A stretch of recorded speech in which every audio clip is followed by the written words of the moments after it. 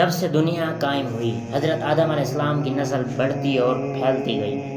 انسان دو حصوں میں تقسیم ہو گیا، کسی نے نیکی کی راہ اختیار کی تو کسی نے بدی کا راستہ اپنایا۔ جس نے نیکی اختیار کی وہ صراط مستقیم پر رہا، جس نے بدی کا راستہ اختیار کیا وہ اللہ کے غضب میں آ گیا۔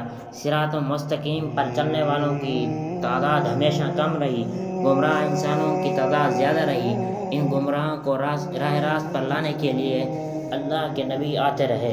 حضرت آدم علیہ السلام کے زمانے کے بڑے عرصے بعد اللہ نے حضرت نوح علیہ السلام کو بھیجا۔ آپ علیہ السلام پر 10 صحیفے نازل ہوئے تھے۔ حضرت نوح علیہ السلام اللہ کے نبی تھے۔ آپ علیہ السلام آدم ثانی بھی کہتے ہیں۔ آپ علیہ السلام کے زمانے میں بھی گمراہی پھیلی ہوئی تھی، صرف چند لوگ ہی ایمان نیک تھے، یعنی ایمان لانے والے تھے۔ اکثریت جو ہے لوگوں کی وہ گمراہ تھی۔ آپ نے اپنی قوم کو راہ راست پر لانے کے لیے تبلیغ شروع کی۔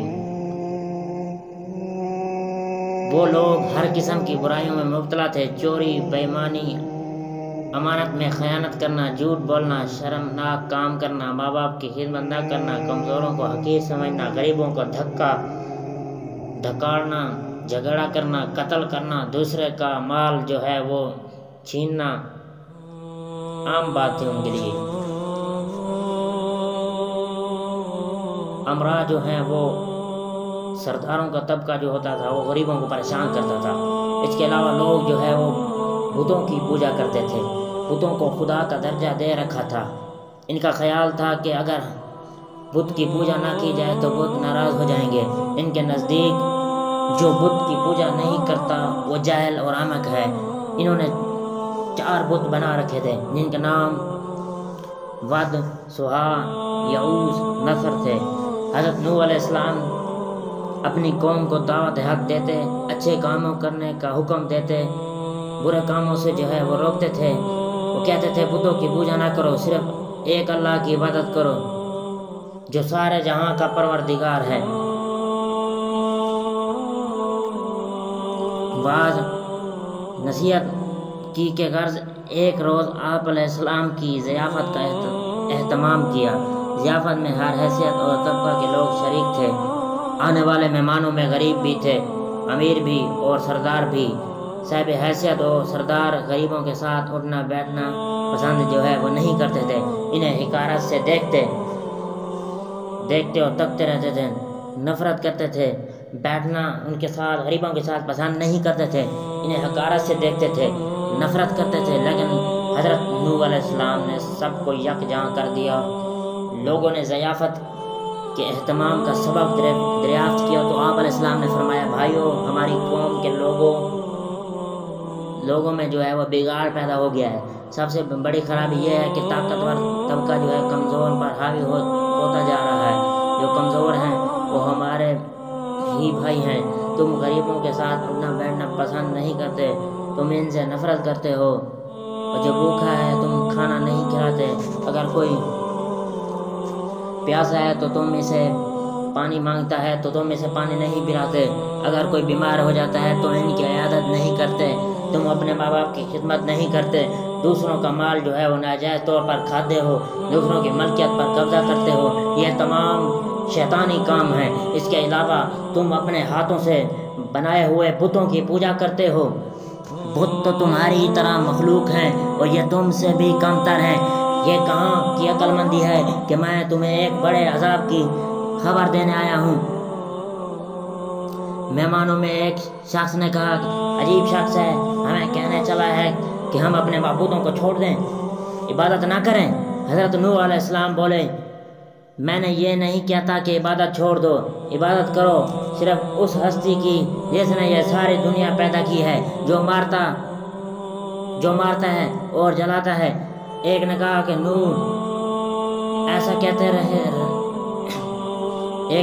نوح علیہ السلام تو ایسا کہتے ہی رہتے ہیں، ہم اپنے معبودوں کے خلاف باتیں سننے کے لیے نہیں آئے، ہم تو وہ کرتے ہیں جو ہمارے باپ دادا کیا کرتے تھے۔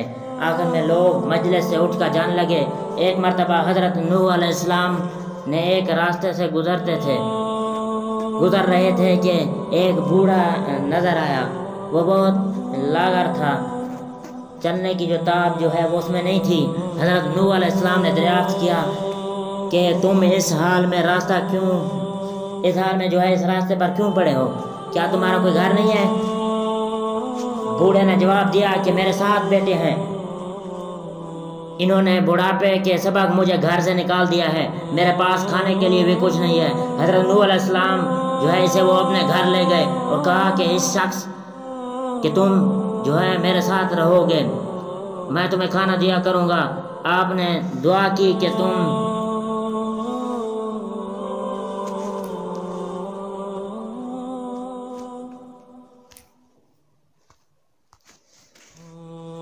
بوڑھے شخص نے کہا کہ میرے 7 بیٹے ہیں، انہوں نے بڑھاپے کے سبب مجھے گھر سے نکال دیا ہے، میرے پاس کھانے کے لیے بھی کچھ نہیں ہے۔ حضرت نوح علیہ السلام اسے جو ہے اپنے گھر لے گئے اور کہا کہ تم اس گھر میں رہو، میں تمہیں کھانا دیا کروں گا۔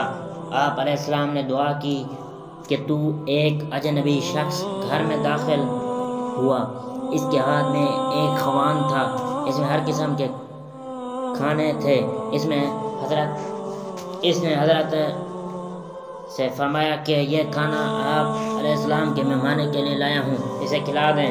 اس نے کہا کہ اللہ کسی کو کبھی بھوکا نہیں سلاتا۔ وہ بوڑھا جو ہے حضرت نوح علیہ السلام پر ایمان لے آیا۔ ایک روز ہدایت کی غرض سے گھر سے نکلے اور ایک بلند مقام پر کھڑے ہو گئے اور بولے، لوگو میں نیکی کی طرف بلا رہا ہوں، اللہ نے مجھے نبی بنا کر بھیجا ہے تاکہ تم لوگوں کو ہدایت کروں، میرا کہا مان لو، فائدے میں رہو گے۔ تم لوگ ماں باپ کی خدمت کیا کرو، انہیں گھر سے نہ نکالو، انہیں تکلیف مت دو، ضرورت مندوں کی جو ہے وہ ضرورت پوری کرو، یتیموں، بیواؤں اور محتاجوں کی مدد کرو، بیماروں کی عیادت کرو، ہر کمزور طاقتور کا محتاج ہوتا ہے، بات بات پر لوگوں کی جان نہ لو، یہ کام اللہ کو پسند نہیں ہے۔ اگر تم سب اللہ کے احکامات پر عمل کرو تو وہ تمہارے لیے کثرت سے تم پر بارش بھیجے گا، مال اور اولاد میں ترقی دے گا، تمہارے لیے نہریں بہائے گا۔ حضرت نوح علیہ السلام ہر ایک شخص سے پا کر ہدایت کرتے، کبھی اجتماع میں بھی خطاب کرتے۔ ایک مرتبہ ایسا بھی ہوا کہ حضرت نوح علیہ السلام راستے سے گزر رہے تھے کہ کچھ لوگوں نے آپ کا راستہ روک لیا اور مارنے کے در پر ہو گئے، کچھ لوگوں نے پتھر بھی برسائے۔ ایک شخص آگے آیا اور لوگوں سے کہا، تم اس سے کیوں مارتے ہو؟ اس نے تمہارا کیا نقصان کیا ہے؟ تو لوگوں نے کہا، یہ ہمارے بتوں کے خلاف باتیں کرتا ہے جب ہم عبادت کرتے ہیں۔ ایک اور شخص نے کہا، یہ کہتا ہے کہ میں نبی ہوں، اللہ نے مجھے نبی بنا کر بھیجا ہے، تو ہم جیسا ہی انسان ہے، یہ کھاتا پیتا کام کرتا ہے، اس کے پاس دولت بھی نہیں ہے، خدا کو اگر نبی بنانا ہوتا تو کسی سردار اور امیر آدمی کو نبی بناتا۔ حضرت نوح علیہ السلام نے جواب دیا، میرے رسول ہونے کا سب سے بڑا ثبوت یہ ہے کہ تمہارے ہی معاشرے کافر ہوں، لیکن اس کے باوجود تمہاری بے جان بتوں کو نہیں پوجتا۔ دوسرا بڑا ثبوت یہ ہے کہ میں تم لوگوں کو نصیحت کر رہا ہوں، لیکن اس کا کوئی معاوضہ تم سے طلب نہیں کرتا، میرا اجر تو اللہ کے ذمہ ہے۔ تو یہ کہتا ہوں کہ کسی پر ظلم نہ کرو، میں تو تم سب کو نیکی اور بھلائی کی طرف بلا رہا ہوں، تمہارا خیر خواہ ہوں۔ ان میں سے ایک نے کہا کہ نوح بادشاہ یا سردار بننا چاہتا ہے تاکہ اس کی عزت ہو۔ حضرت نوح علیہ السلام نے فرمایا، تمہاری عقلوں کو کیا ہو گیا ہے کہ تم پتھر کو پوج رہے ہو؟ اے قوم، اللہ کی عبادت کرو، وہی عبادت کے لائق ہے، اللہ کے سوا کوئی معبود نہیں۔ جب تم اللہ پر ایمان لاؤ گے تم برائی سے دور رہو گے۔ نہ میں بادشاہ بننا چاہتا ہوں نہ سردار، میں تو صرف نیکی کی راہ کی طرف بلا رہا ہوں۔ کیا تم نے نہیں دیکھتے کہ اللہ نے چاند اور سورج کو پیدا کیے، چلنے کے لیے فرش بنایا اور تمہیں نعمتیں دیں؟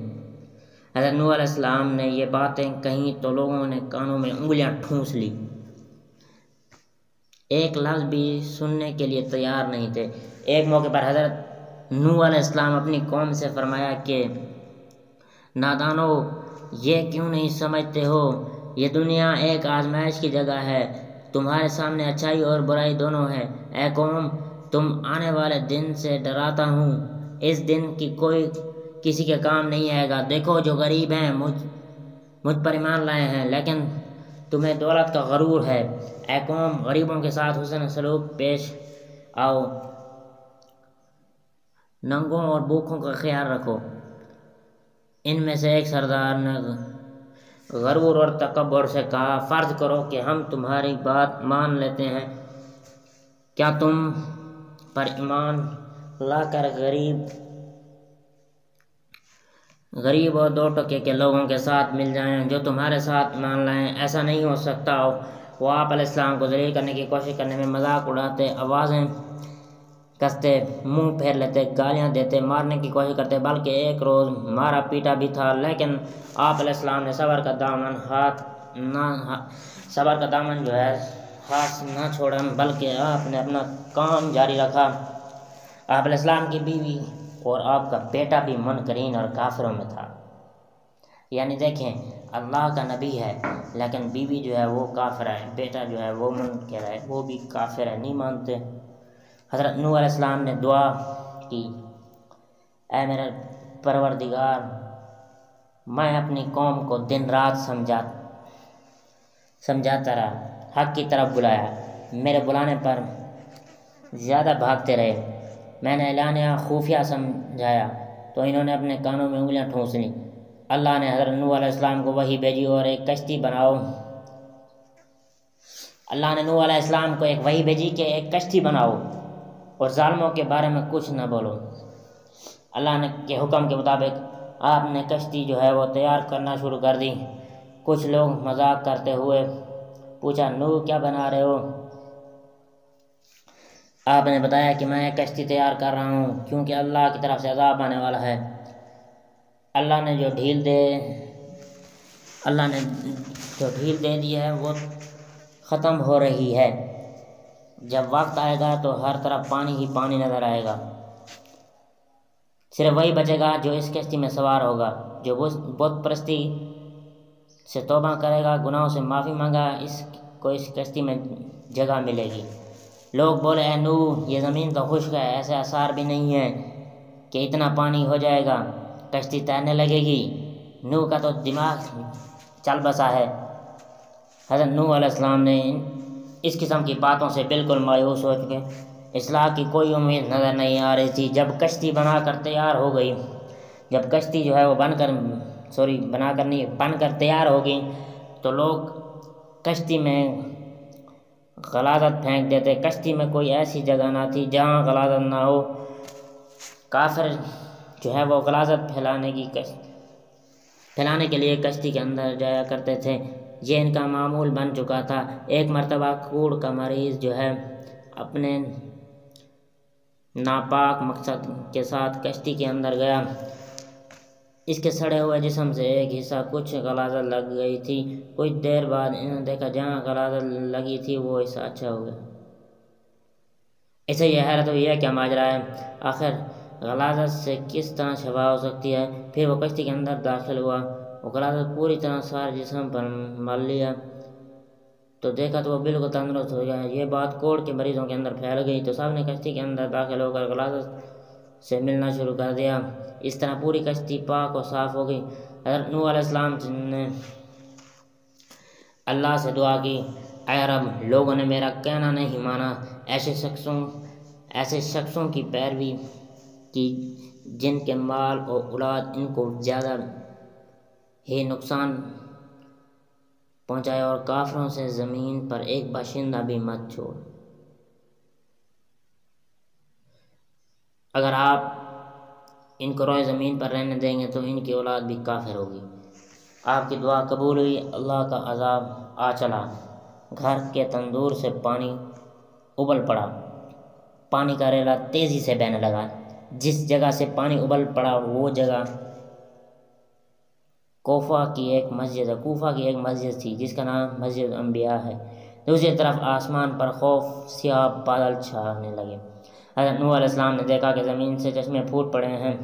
حضرت نوح علیہ السلام نے کہا کہ یہ عذاب کی علامت ہے۔ کافر کہنے لگے طوفان تو آتے ہی رہتے ہیں، بارشیں تو ہوتی رہتی ہیں، یہ تو کوئی نئی بات نہیں، کچھ دیر بعد موسم بدل جائے گا۔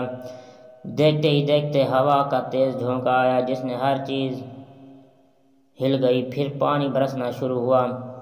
بارش میں اتنی شدت تھی کہ جیسے آسمان پر اپنے تمام دروازے کھول دیے ہیں۔ حضرت نوح علیہ السلام نے ایمان لانے والوں سے کہا کہ کشتی میں سوار ہو جاؤ۔ اللہ نے فرمایا ہر قسم کے جانوروں کا جوڑا بھی کشتی میں سوار کر لو۔ حضرت نوح علیہ السلام نے اللہ کے حکم کی تعمیل کی، ہر جانور کا جوڑا جو ہے وہ سوار کر لیا گیا۔ کشتی میں ایک علیحدہ جگہ پر سب جانوروں کو بند کر دیا۔ طوفان چلنے لگا، بارش، ندی، نالے، زمین اور پانی بھر گیا، پھر زمین میں ہر حصے میں پانی بہنے لگا۔ اب نوح علیہ السلام کا جہاز جو ہے تیرنے لگا، پانی اونچا ہو رہا تھا۔ حضرت نوح علیہ السلام کی نظر جب بیٹے پر پڑی تو آواز لگانے لگے، بیٹا اب اس کشتی میں سوار ہو جاؤ، تمہاری جان بچ جائے گی۔ اب کافروں کے ساتھ چھوڑ دو۔ تو بیٹے نے جواب دیا کہ میں پہاڑ کی اونچی چوٹی پر چڑھ جاؤں گا، پانی وہاں تک نہیں پہنچ سکے گا۔ تب حضرت نوح علیہ السلام اللہ اپنے بیٹے کے بارے میں سفارش کی کہ میرا بیٹا ڈوب رہا ہے تو میرے ہی خاندان کا ہے، تیرا وعدہ سچا ہے۔ اللہ نے فرمایا وہ تیرے خاندان والوں میں سے نہیں ہے، تیرے گھر والے تو وہ ہیں جو تجھ پر ایمان لائے۔ روایات کے مطابق بارش مسلسل 40 دن تک ہوتی رہی۔ جو کچھ زمین پر تھا سب ڈوب گیا، کافروں کا کام تمام ہوا۔ جو لوگ حضرت نوح علیہ السلام پر ایمان لائے وہ کشتی میں سوار ہو کر بچ گئے۔ کشتی جو ہے وہ جودی پر جا کر ٹھہری، جسے ارارات بھی کہتے ہیں۔ کشتی میں سب سوار تھے۔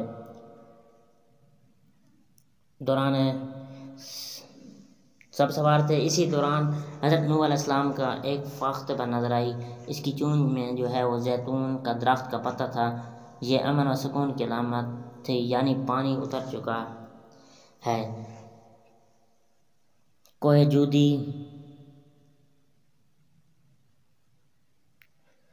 جودی کی مشرق ترکی میں ہے، یہ 16,900 فٹ بلند ہے جو برف سے ڈھکی ہوئی ہے۔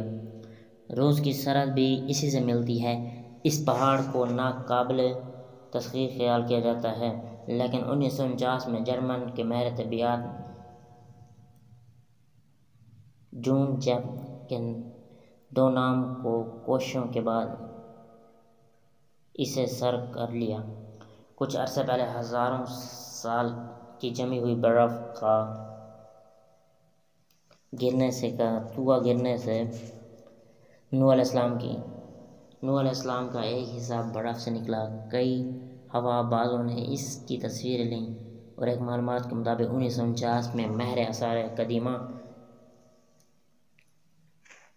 وولی اور اس کے ساتھی نے بھی عراق کے قریب اور کے مقام پر طوفان نوح کے آثار دریافت کیے۔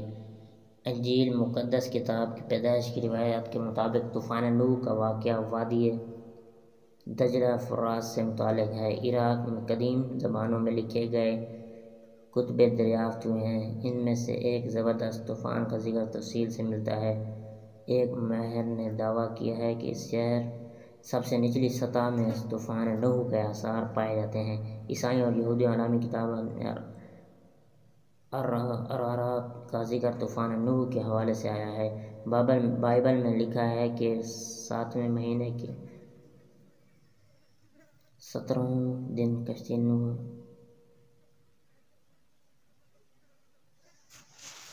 علیہ السلام کی کشتی جو ہے وہ پہاڑ پہ آ گئی۔